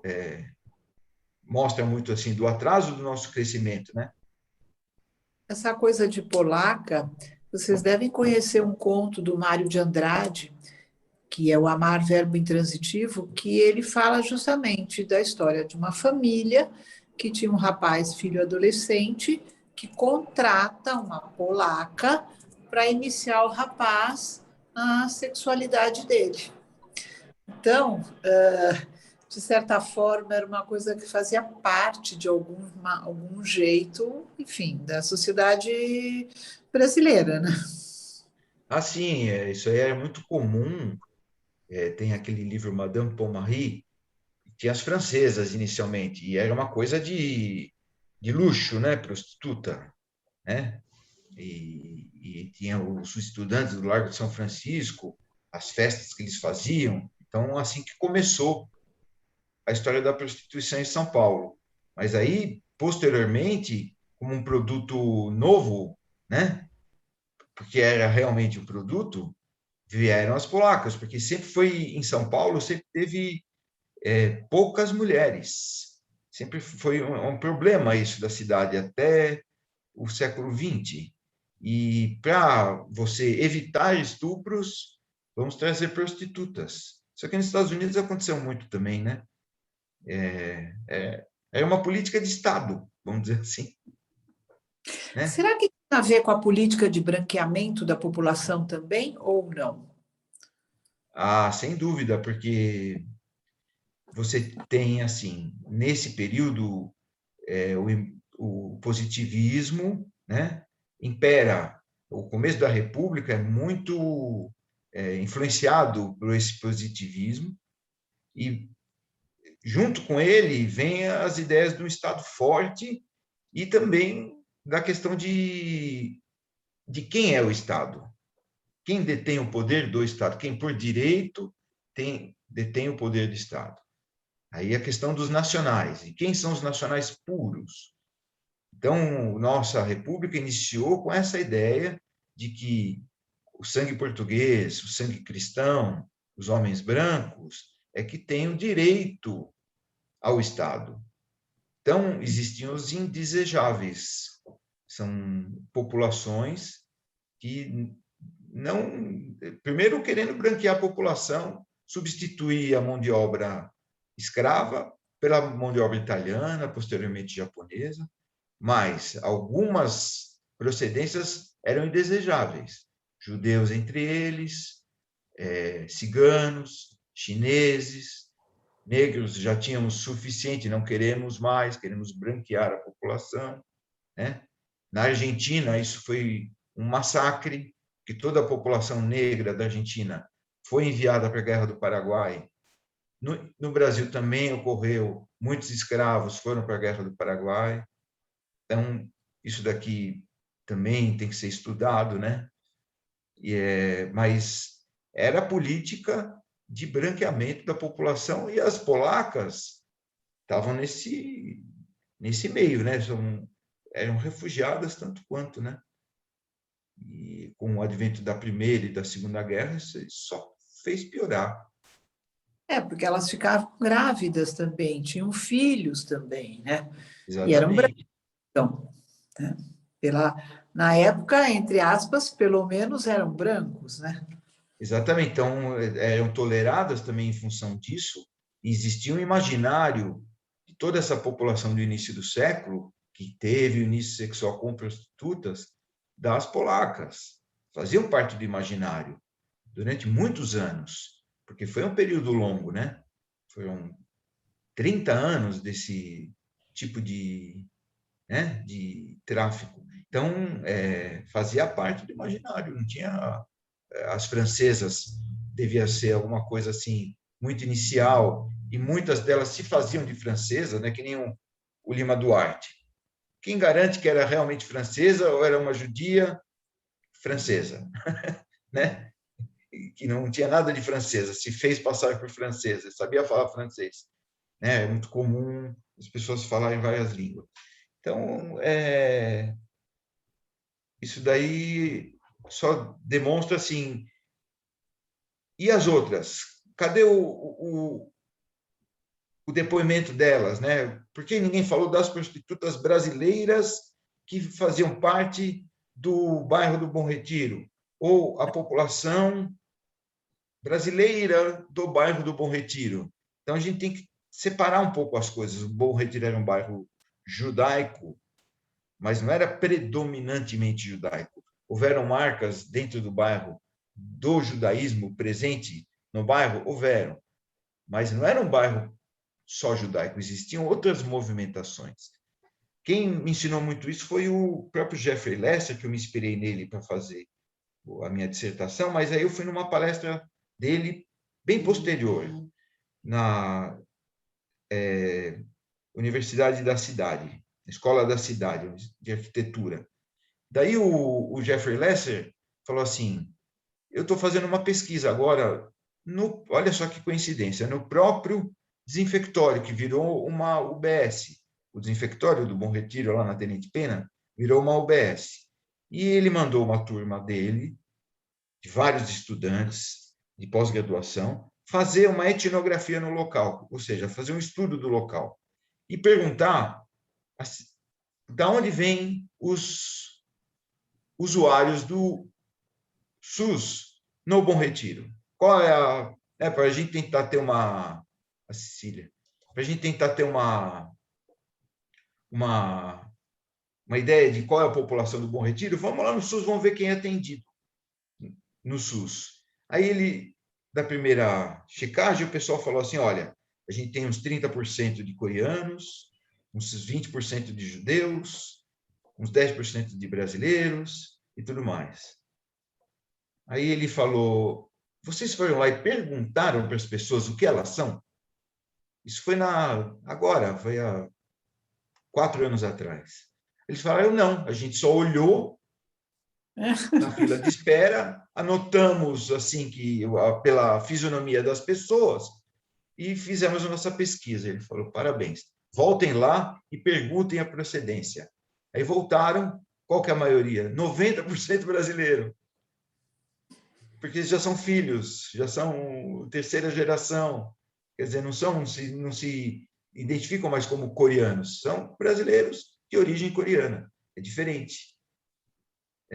Então, esse processo de absorção, né, que hoje em dia é uma palavra errada, dos imigrantes, ele é rápido, né? Em uma geração, eles já mudam a língua, já se sentem de outro lugar, e o Bom Retiro tem esse papel, né? Esse papel importantíssimo de absorção, né? Um grande... Eu fico pensando que o jeito que a gente conseguiria saber um pouco mais dessas mulheres seria entrevistar filhos e netos delas. Então, o livro do Elizabetsky, ele, se não me engano, se eu não estiver fazendo confusão, acho que é o Jacó do Bandolim, que Isso. casou com uma polaca prostituta Uhum. e então de apagar toda a história, e o filho também não quer falar do assunto e tal, porque eu acho que o jeito que teria de você saber um pouco mais dessas mulheres, já que você não pode ter o depoimento delas, já morreram, seria ter o depoimento de filhos e netos, né? Como é que viviam, como é que era, quem coordenava, quem eram essas mulheres que eram as cafetinas, como é que era a relação das prostitutas com as cafetinas, mas as pessoas escondem, né, essa história, né? Então, Lídia, porque acontece muito assim, ninguém gosta de falar do assunto, né? Então, a pessoa tem parentes, é um assunto delicado. Então, muita gente não gosta de falar, é um assunto tabu, né? Vamos dizer assim. Então aí fica difícil. É difícil, Gente, né? Você admitir, sei lá, que sua mãe ou sua avó é prostituta e tudo mais, isso é bem complicado, né? Você tem que ter muita terapia na cabeça e tudo mais para tentar entender primeiro a si mesmo e aos próximos, né? Para depois poder abrir. Mas enfim. Tem que, no caso das polacas, era uma questão também de existência, né? Quer dizer, poder conseguir viver, né? Porque Exatamente. É. é, Havia uma perseguição, já havia toda essa história, né? E persegue, joga pra cá, joga pra lá, e confina e tudo mais. Então, ainda esse plus aí acho que fica muito difícil, né? né, e também assim, apesar da gente criticar essa questão da triste memória, existem traumas, né? Porque a gente não pode adoçar muito o dia a dia delas. Era realmente assim uma situação muito difícil, né? Existiam donas de pensão, existiam, mas existiam para uma dona de pensão existiam quantas, né? Que sofriam e que tinham o seu dia a dia explorado. É uma situação muito difícil. Eu não quis entrar dentro dessa seara psicológica que eu não tenha sem fundo, né? E eu não tenho nem capacidade, né, para poder analisar esse aspecto. Mas é uma questão muito difícil, né? De você lidar do mesmo jeito que a memória do Holocausto também, as pessoas não gostam de falar. Ficaram anos e anos e anos pessoas que não queriam tocar, simplesmente não queriam tocar no assunto. É muito difícil entrar em contato com isso. Do mesmo jeito, para os parentes das polacas, é muito difícil de você tocar nesse assunto e muitas pessoas realmente sentem vergonha. Não... Tem pessoas que sentem vergonha que moraram no Bom Retiro. Imagina se não sente vergonha que era parente de uma polaca. É, verdade. Né? Vergonha de Verdade. origem, né? Tem esse preconceito de origem com ele mesmo, né? Então, quanto mais assumir essa questão de que é parente e tudo mais. Difícil. Agora Mas o Jacobo também, Pilini, ele era filho de uma polaca, né, no Rio de Janeiro. E o Moreira da Silva foi apaixonado por uma polaca também, fez até uma música em homenagem a ela. Mas, de novo, visões masculinas. Né? A delas a gente vai ficar devendo aqui. quem sabe uma hora aparece aí alguma coisa. Dá um insight. A gente tem um É, insight. abrir um diário de alguma delas. aparece alguma coisa num baú, né? De repente. É. Alguma delas tenha feito um diário, a gente não sabe. Ou fotos que vão levando e amarrando melhor a história também, né? A gente também não tem essas fotos, né, Enio? Tem pouca coisa, né? Você vê que o que eu achei de São Paulo, eu precisei de referência iconográfica do Rio de Janeiro, né? São Paulo a gente tem muito pouca coisa, tem uma foto do Ademar, mas assim, eu tenho foto da rua, né? Mas muito pouca coisa, pessoas mesmo, assim, de São Paulo, tem foto, assim, de alguns túmulos, a foto de uma pessoa ou de outra, mas no judaísmo, nos túmulos é proibido você colocar foto.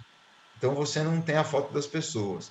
A documentação que, porventura, tinha alguma foto e denominava, a gente poderia estudar a trajetória de cada uma, a gente está sem essa documentação.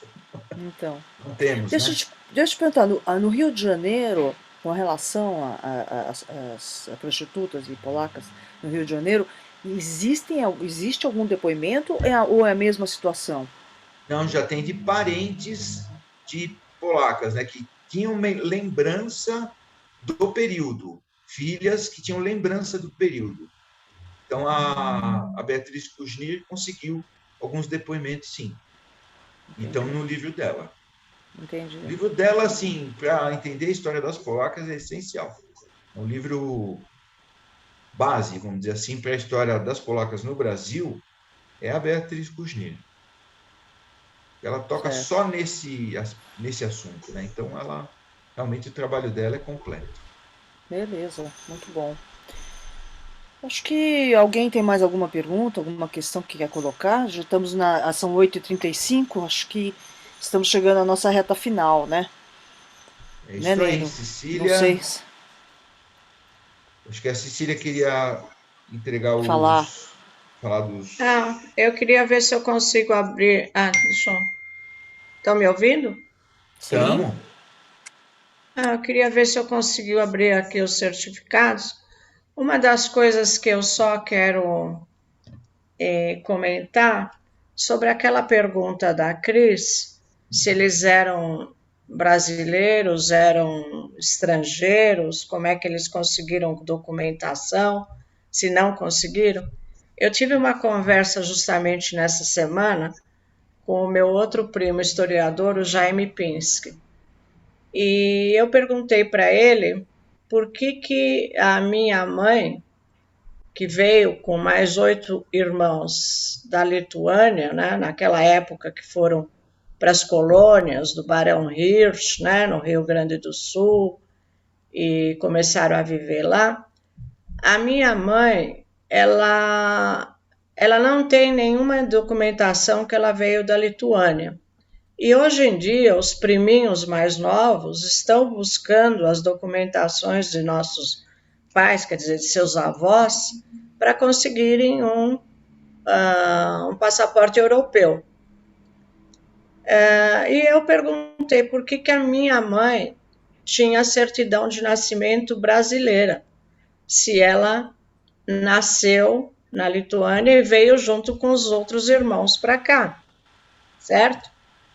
Então, a minha mãe, ela tinha isso tão profundamente enraizado que uma vez ela sofreu um acidente e com 2 dos meus tios juntos, e nós trouxemos, foi em Santos, trouxemos elas para São Paulo, e no hospital o médico acorda ela assim, repentinamente, e pergunta: onde a senhora nasceu? Eu ia falar Lituânia e ela falou Rio Grande do Sul. Estava tão enraizado na cabeça dela que ela respondeu isso. Aí eu fui perguntar para o meu primo por que eu não tinha nenhum documento. Então ele contou uma coisa muito interessante.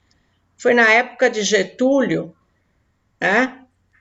E ele, para ter votos, ele deu a cidadania para alguns judeus ali do Rio Grande do Sul e obrigou eles a esquecerem que eles eram lituanos. Agora você é brasileiro, você é brasileiro, você é brasileiro, você é brasileiro, e foi carimbando os documentos e fazendo documentos brasileiros para eles, para que eles pudessem votar. Então, quando o Enio coloca todas essas falcatruas, né? O meu pai tinha passaporte amarelo.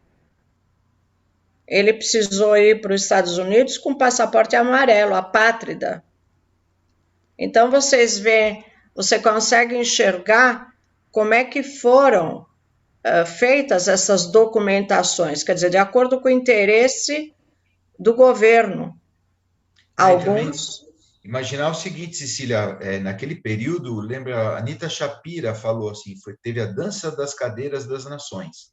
Então, depois da Primeira Guerra Mundial, teve uma bagunça na geopolítica mundial, que surgiram muitos refugiados, porque países deixaram de existir, mudou as fronteiras.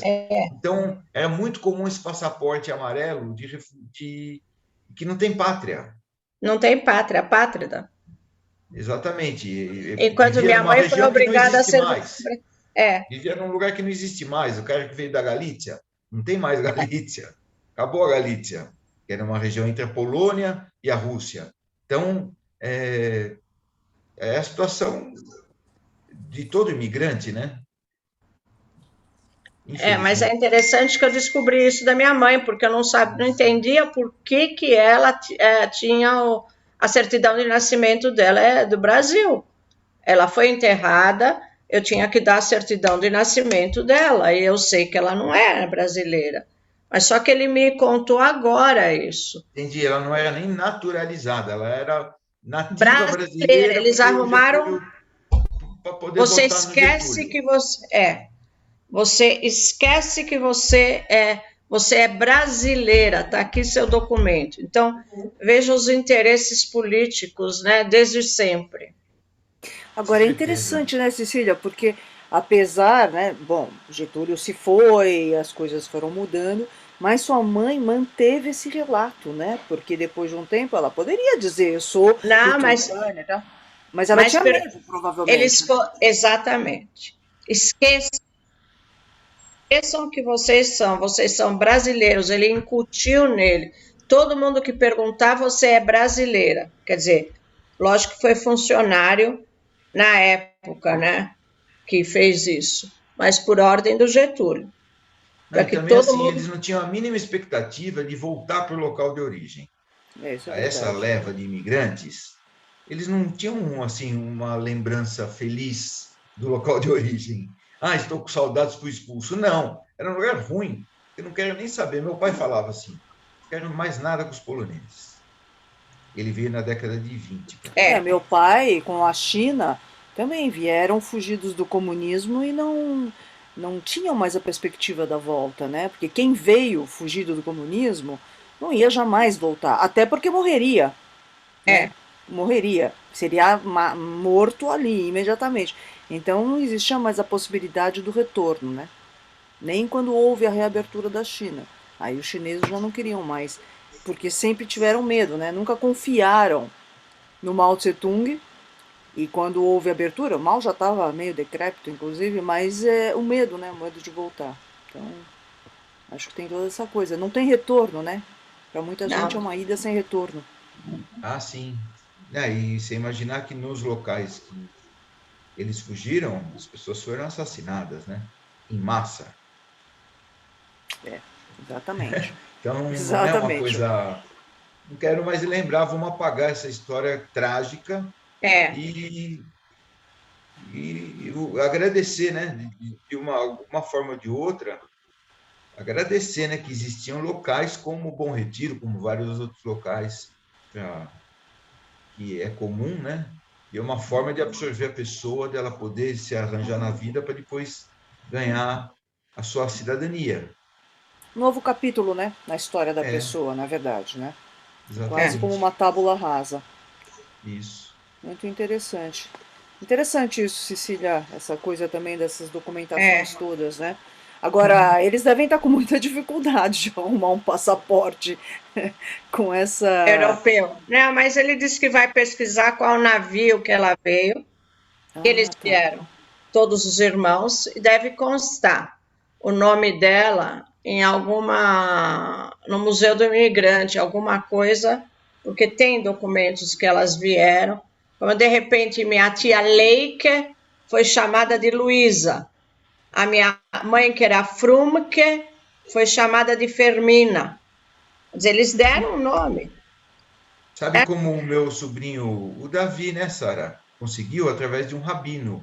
Porque você tendo uma Ktubá, você manda para o rabino lá da Lituânia, pelo sobrenome, ele consegue localizar.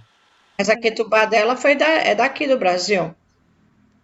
Sara, Não, pode dar seu depoimento aí. Ela estava escondida, se foi abrir. Estava quietinha, não vai ficar quieta, não.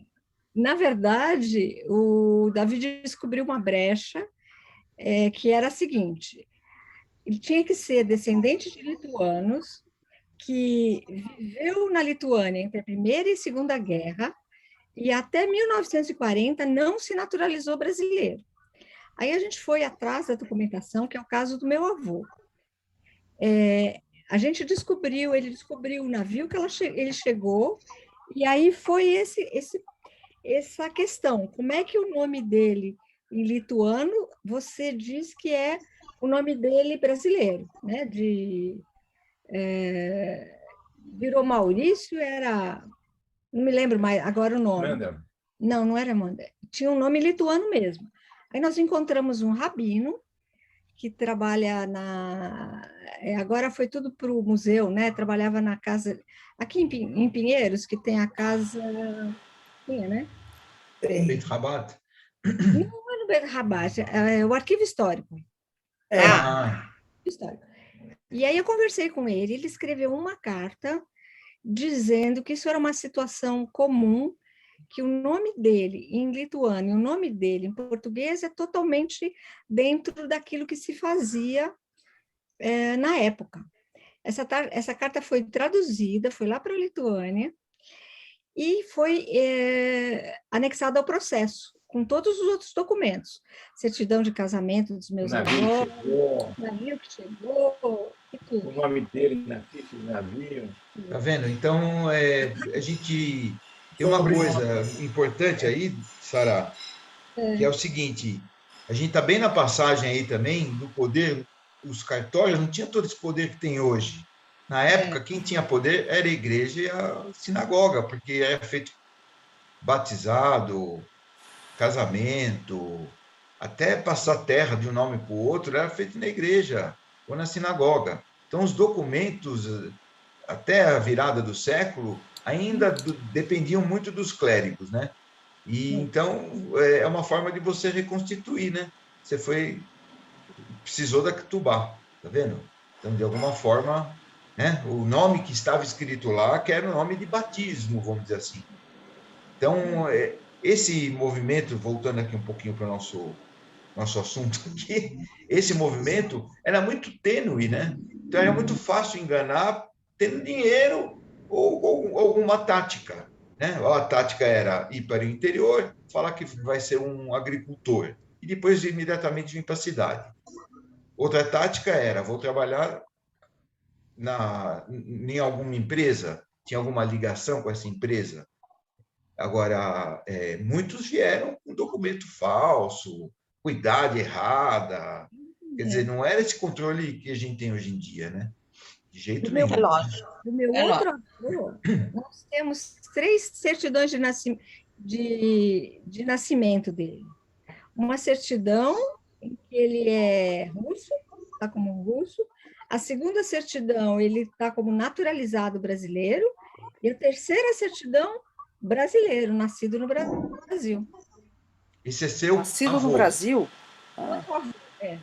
Do meu pai, não é do meu pai. Mas essa certidão que mostra que ele é nascido no Brasil, coincide com esse momento de Getúlio? Não sei o que dizer. Na verdade, eu vi esses documentos e agora eu não estou conseguindo localizar de novo. Olha, descobrimos uma coisa aqui, esses lituanos aí, são tudo getulista, meu. Bom, olha só, gente, vamos terminar, senhor Enio? Vamos lá, já, vamos lá. Deixa eu ver se eu consigo abrir aqui. Vou compartilhar a tela. Deixa eu agradecer todo mundo pela paciência enorme que tiveram comigo. Adorei ter participado com vocês aqui. Obrigada, Enio. Obrigada por Nós também adoramos você. Obrigada a todos vocês. Obrigada. Muito obrigada também. Obrigada. Muito bom estar com todos. Muito obrigada. A Unibis agradece ao Enio, a Cris que trouxe o Enio com esse curso maravilhoso, e a todos vocês que participaram. Façam propaganda, assim a gente pode fazer um outro curso com o Enio também, em 2022, que eu acho que foi muito, muito... Eu agora estava no curso de História Judaica, daí eu citei, eu vou voltar para outro curso, que é das polacas. Daí eu expliquei mais ou menos. Daí tem um aluno que mora em Pernambuco, ele falou, peraí, Morá, polacas, então era prostitutas? Eu falei, não é bem assim, tá? Não, porque a minha filha é loirinha e eu chamo ela de polaca. Eu falei, não faça isso. Tudo bem, não é bem isso, mas não faça isso, em resumo. E ele já está todo atiçado, porque ele faz todos os cursos. Aí ele falou, então, deixa para fazer o curso do Bom Retiro, não, Daí você vai entender o que são as polacas. Se Deus quiser, presencial, né, gente? O ano que vem. Seria bom, seria bom. Já Olha, estamos gente, voltando. Já sim, estamos voltando. Quem quiser voltar, já pode voltar. que Eu bom. também agradeço o curso que eu participei. Não participei da primeira aula, mas eu gostaria de ver o vídeo, né? Os vídeos, Você não se for recebeu possível. ainda? Não recebi. Tem Porque certeza? tenho. É por e-mail, né? Não É o recebi primeiro. ainda. Vamos providenciar. Tá, porque assim, é o meu marido que nasceu no Bom Retiro, a mãe dele também é da Lituânia, também veio, foi para Aham. Rio Grande do Sul, depois vieram para o Bom Retiro, ele nasceu lá, foi criado lá, conhece bastante lá, o Shomer, deu aula lá de hebraico e tal. Peraí, quantos anos tem seu marido? 68. Mais ou menos. Como é o nome dele? Sérgio Weiman. Sérgio Weiman. Weiman. É o mesmo sobrenome que o seu. É. Porque E tem ele, mais ou menos a mesma coisa. Fui criada no Bom Retiro e nós Chomera de sair. então, ele também foi criado ali no Chomer, conhece tudo ali. Ele é que agora, nesse horário, ele está dando aula, que ele dá aula na PUC e tal, então esse horário está dando aula. Aí eu estou assistindo e depois a gente conversa, vamos trocando. Ótimo. Eu as vou mandar para informações. você, Neuza. Eu vou Por perguntar favor. para a Augusta por que não chegou para você a primeira aula, tá? Tá bom. Obrigada. Gostou, Neuza? Gostou Obrigada. do curso? Olha, Bom, gente, deixa eu ver. Eu posso compartilhar a tela para ver se eu consigo pôr os certificados aqui? Sim. Eu só quero agradecer, assim, eu acho que a contribuição de todos foi super bacana, cada um trazendo um aspecto, né, Enio? Cada um suscitando outras reflexões, puxando aí mais histórias do Enio, que pelo que a gente vê, o Enio tem bastante história. Então achei bem legal, assim, sabe? Porque houve uma pluralidade super bacana, Lídia trazendo várias coisas, Silvana é arquiteta, então também puxando aí alguns assuntos, Eliane também. Eliane tem um marido que trabalha na área de esporte, já puxou o futebol aqui pra gente, então foi muito bacana. Queria agradecer bastante a colaboração de vocês e trazer todas essas reflexões pra gente. Né, Enio? É isso aí. Muito obrigado, Cris, todo mundo. Estou muito feliz. Agradece. E legal. Bom, Lídia, deixa eu ver, se eu não conseguir... Cecília está de host. Estou de host. Deixa eu compartilhar a tela aqui, mas acho que eu não vou conseguir, porque eu não deixei no compartilhamento. Fala, Lídia. Eu queria entender qual é a sua função na Unibis e também da filha. Não entendi bem. Eu, na verdade, eu dou alguns cursos como professora, mas na área de cinema. E eu gosto muito de cultura, eu gosto de muitos assuntos. Quem me conhece aqui, Silvana e Eliane, sabe que eu sou interessada em milhões de coisas. E aí eu tive a oportunidade de fazer algumas curadorias quando o Centro de Cultura Judaica virou Unibis Cultural, eu tive a oportunidade de criar alguns cursos mais com jovens e levar para a Unibis. Até foi por pedido da Unibis. Então, assim, nós estabelecemos uma parceria super bacana, e eu e Cecília estamos o tempo todo aqui conversando e juntas.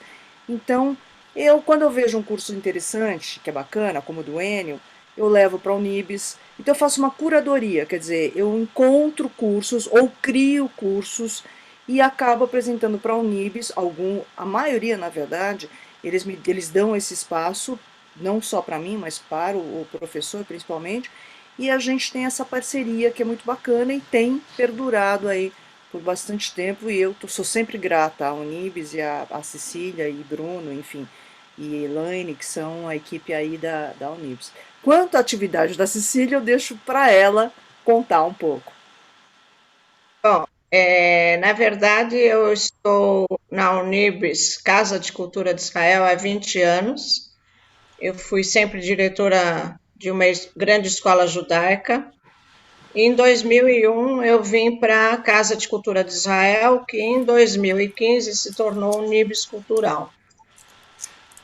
Então, desde então, eu faço a coordenação de todos os cursos na Unibis, principalmente dos judaicos. Nós temos 15 salas de hebraico. A princípio existia só o hebraico na Casa de Cultura de Israel, e depois a diretoria foi pedindo para a gente incluir mais cursos judaicos. Então, nós fomos crescendo nesse sentido e absorvendo outros cursos que não são judaicos também. Então, eu faço essa coordenação há muito tempo, 20 anos, e estou à disposição de todo mundo. Quando a Cris me procura, a gente estuda bem o que vai acontecer. Ela já trouxe o filme de cinema, a Sociedade de Cinema em Israel, né? Política em Israel, com o Bruno Slack, e trouxe esse curso também do Enio, e nós fomos, então, modelando, tentando que a pandemia passasse, porque quando ela me trouxe foi durante a primeira fase da pandemia, e nós fomos costurando até que conseguimos realizar. Que bom. Então, e além desses cursos, a gente tem outros para o ano que vem, de cultura também. Eu estou trabalhando num projeto que eu estou chamando de Culturas do Mundo, e provavelmente ano que vem a gente vai falar da cultura de 8 países. Então, se vocês tiverem interesse nesse assunto, fica ligado ali no site da Unibis ano que vem, que vai aparecer outras coisas. A cultura judaica é muito pela Sicília, então são coisas mais pontuais que eu acabo trazendo, porque, como vocês sabem, eu já estou ali, né? Meus amigos falam que eu sou a chinesa mais judia que tem, porque eu tenho muitos amigos, eu gosto da cultura, estou aprendendo muito, e aí cada vez que eu enxergo alguma coisa bacana, eu realmente levo, porque eu sei que a Unibis tem um espaço bacana para esses assuntos. E se alguém tiver algum curso que queira levar para a Unibis, estou sempre às ordens, sou super disponível, super aberta para estar trabalhando junto e levar. Inclusive ele, se tiver outros assuntos, ele sabe bem que pode me propor. Vamos elaborar para o ano que vem, vamos vir com... Tá, então eu vou mandar os certificados amanhã, vocês receberão por e-mail, que eu não estou conseguindo abri-los. Eu gosto de abrir, daí dar aplauso para cada um, só que nós vamos dar um aplauso geral. E, gente, muito obrigada, parabéns para todos, parabéns para Ena. Parabéns para todos, obrigada. Muito obrigado, gente. Parabéns. Beijo, Eliane. Super obrigada. Beijo, obrigada, Enio. Tchau, Marjorie, Silvana. Tchau. Angie, Bom descanso para todos. Tem gosto de quero mais, né? Nós estamos saindo com gosto de quero mais. Ótimo. Então, até o próximo. Espero vocês para o segundo capítulo. Isso. Até mais. Tchau, gente. Até mais. Obrigado. Tchau. Até. Boa noite. Obrigada, Cris. Tchau. Obrigada.